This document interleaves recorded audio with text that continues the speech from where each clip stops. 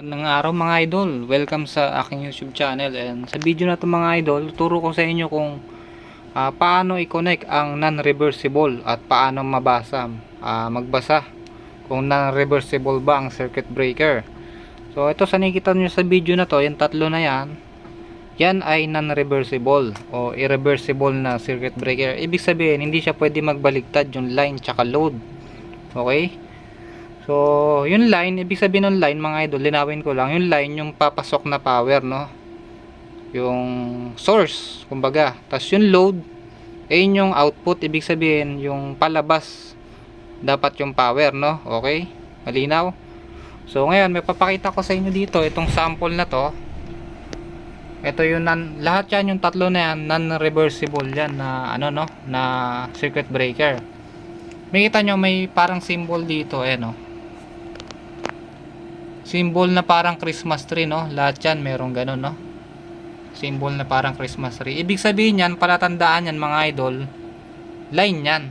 Ibig sabihin yan, yung taas nyan, yung 1, 3, ito yun, 1, 3. So kung nakalagay dyan, 1 and 3, ayun yung taas, 1 and 3, ayun yung line, no? So lahat yan sa taas, line. Ibig sabihin, kailangan source ng power o papasok yung power, no? So ganun kasimple mga idol. Sa baba hindi lang kita, no, kasi nakataas yung breaker natin ginagamit natin to live to, no. Sa baba yan 2 and 3, ano na, wala nang ganito, walang ganyang symbol na parang Christmas tree, no. So ibig sabihin palabas na yung power. Okay,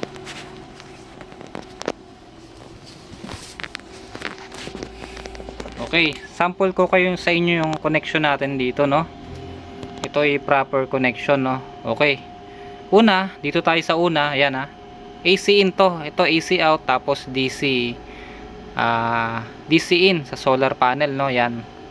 So AC in to, no, ibig sabihin papasok yung Meralco muna, from Meralco papasok dito. So dahil ito yung line sa taas, ayun yung Meralco, yung cable na yan, ayun yung Meralco pa ganun. So line kasi, no, ibig sabihin line papasok yung power, tapos lalabas dito, yan. Ito yung load. So dahil AC in siya, papasok yung power, papunta yan sa inverter. Ayun, no. Doon, AC in yun. Ayan, makikita nyo. AC input. Punta dyan, no. Tapos ngayon, lalabas naman siya ngayon. Babalik siyang ganun, no. Sa inverter, babalik yung power, no. Siyempre, dahil inverter na, AC out na yon, AC out na tong kabila, no. Pumasok siya sa AC in, tapos papasok, lalabas siya sa AC out, no.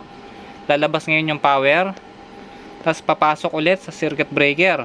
O syempre, dahil AC out to, ayun yung source ng power, dito natin siya kukonek sa taas. Ito yung second breaker na para sa AC out, no. So dyan natin connect, no, hindi pwede sa baba dahil dapat papasok yung power, no.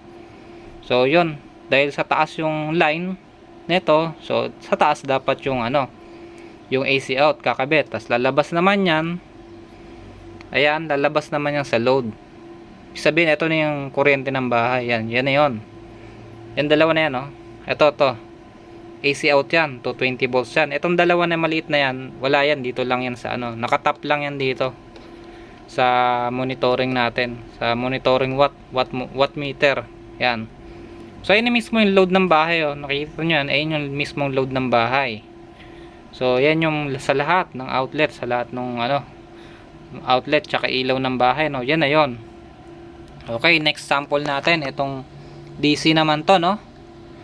DC breaker naman to mga idol.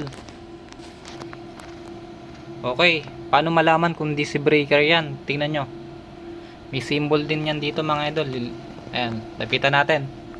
Ayan, kung nakikita nyo parang S na yon, 400 volts, tapos yung pagkatapos nyo yung parang nakaganon na ano, line, parang nakahalo na line. Ibig sabihin yan, AC yan, pag ganun. Tapos dito naman, diretso lang, kita nyo.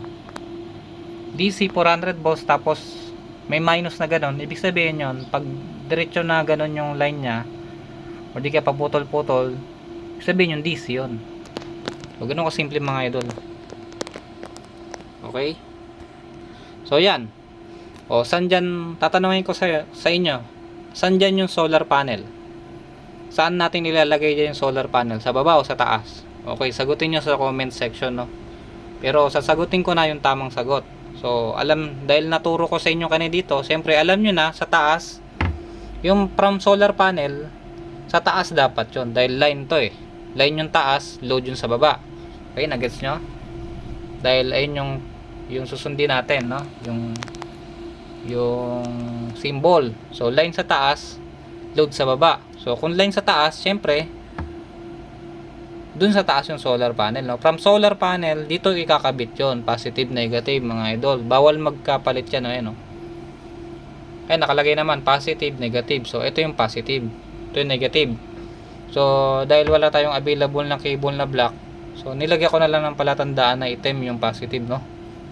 Ayan, yung palatandaan ng item, ayun yung positive. So, nasa inyo, kung gusto nyo, lagay doon yung, palatandaan yung negatives.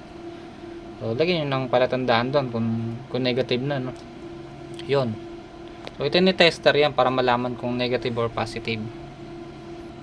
Tapos, sunod, yan, dahil dito na yung load, ito yun yung papuntang inverter, no? Ayan. Makita nyo yan, positive yun, negative.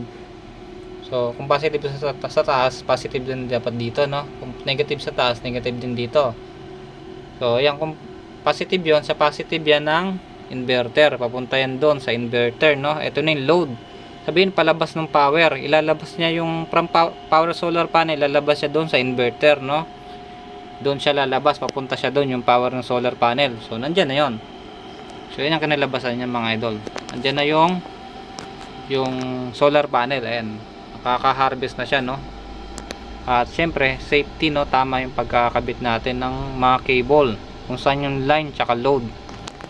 So, yun lang mga idol, yun ang topic natin sa ngayon, kung paano bumasa ng non-reversible na circuit breaker. So, yun lamang. Maraming salamat mga idol. Sana may natutunan kayo sa video na to, and huwag kalimutan subscribe yung YouTube channel natin para sa iba pang mga tutorial. Maraming salamat mga idol. God bless.